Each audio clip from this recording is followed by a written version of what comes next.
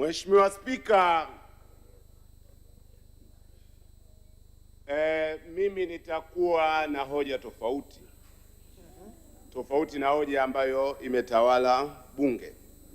La kwanza, naomba kutangaza maslahi kwamba mimi kwa muongo mmoja na ushei nimekuwa kwenye nafasi ya uwenyekiti wa kamati ya mshikamano baina ya Watanzania na wananchi wa Sahara Magharibi.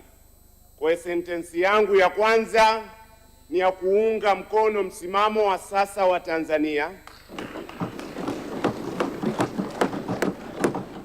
endelea kuitambua Sahara Magharibi.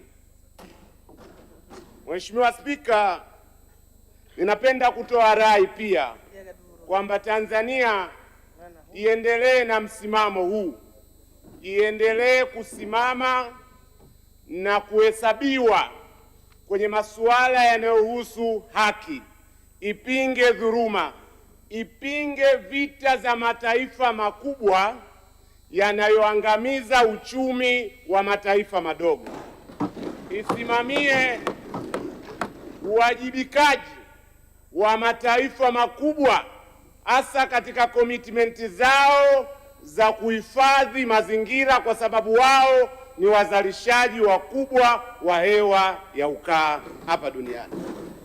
Kwa lugha nyepesi, ninamaanisha kwamba sera yetu ya kutofungamana na upande wowote na sera yetu ya diplomasia ya uchumi isitufanye tukae kimya pale ambapo kuna ukandamizaji wa haki na dhuluma na mwenendo usiofaa duniani. Hilo la kwanza nilitaka kulisema. La pili, nimemsikiliza Mheshimiwa Waziri ametoa rai kwamba kwa maslahi mapana ya wizara hii anatarajia hakuna ataishika shilingi akaongeza kipwani wala senti. Lakini liko jambo moja nitahitaji maelezo yake ya ziada ili aweze kunishawishi, ni juu ya ahadi ya serikali ya kutoa hadhi maalum kwa raia wenye asili ya Tanzania waliokuwepo kule ng'ambo. Serikali ilitoa ahadi kwamba inatambua nafasi ya Watanzania hao katika maslahi mapana ya kiuchumi, katika maslahi mapana ya kimafungamano na familia zao walizoziacha Tanzania, ili wasije Tanzania kama wageni kwa 100%. Lakini nimesikitika kwamba kwenye hotuba mzima sijapata bado mwelekeo. Ahadi hii ya serikali, utekelezaji wake wa kisheria na wa kitaratibu umefikia wapi? Na mimi napenda kutoa rai kwamba hadhi maalum iwe ni hatua ya mpito kuelekea uraia pacha. Tumekuwepo na mashaka mengi nchi nyingi za Kiafrika juu ya uraia pacha.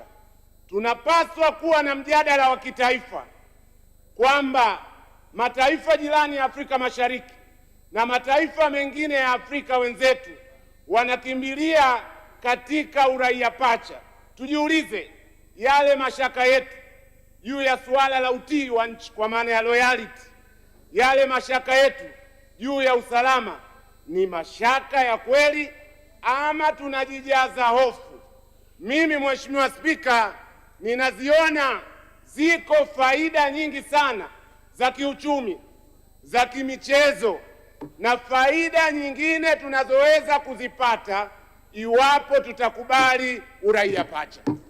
Kwa hiyo la kwanza, nataka maelezo ya juu ya suala lile la hadhi maalum, lakini pia ninataka kauli ya serikali ili taifa lisikie na diaspora wasikie. Ni ipi kauli ya serikali kuelekea katika suala la uraia pacha? La mwisho, Mheshimiwa Spika, kwenye bunge lililopita tulizungumza juu ya kupima watendaji wa serikali kwa matokeo. Ninataka kujenga hoja na balozi zetu ambazo zinafanya kazi mzuri sana nazo tuziwekee utaratibu wa kuzipima kwa matokeo. Na naomba upendeleo kwa dakika moja, nataka kutoa mapendekezo, mambo mawili yazingatiwe. La kwanza ni lazima tuhakikishe tunatenga fedha za kutosha, tunawekeza vya kutosha kwa balozi zetu na tunapeleka fedha hizo mapema. Ukisoma taarifa za miaka yote za CAG zinaonyesha kwenye eneo hilo bado kuna changamoto kubwa sana. Na la pili ambalo nalo ni muhimu, Mheshimiwa Spika, ni muhimu sana kuhakikisha kwamba yale makubaliano, yale matokeo mazuri ya kiuwekezaji yanayopatikana kupitia balozi zetu yanakamilishwa mapema. Kwa taarifa nilizonazo, kuanzia mwaka 2022 mpaka mwaka 2025 yako makubaliano, ziko hati za makubaliano za maslahi kiuchumi kwa ajili ya nchi yetu zipatazo 50 bado ziko pending. Balozi zetu zimefanya kazi nzuri sana, lakini hakuna mrejesho unaopatikana kutoka katika idara zinazohusika. Na la mwisho, balozi zetu ziwe macho, sio kutafuta masoko tu, na kuyalinda masoko yetu. Nitatoa mfano mdogo wa mwisho. Kwa mfano, mimi nikitazama mwenendo wa soko la dhahabu ninakiona kitisho fulani. Naona yako majaribio mengi mara kwa mara yanayosukumwa kupitia the London Bullion Market Association, ambacho ni chama hiki cha ithibati kama hivi ya dhahabu, kutaka kuleta hoja kwamba dhahabu ya Tanzania isipate nafasi kwenye soko la kimataifa kwa sababu inachimbwa kwenye mazingira yasiyo salama. Swali, mwenendo huu balozi zetu inauzingatia? Kwa sababu hili litakuwa ni pigo kubwa sana kwa uchumi wetu. Tuchunge mwenendo ambao unaweza kudhuru pia masoko kwa ajili ya bidhaa zetu.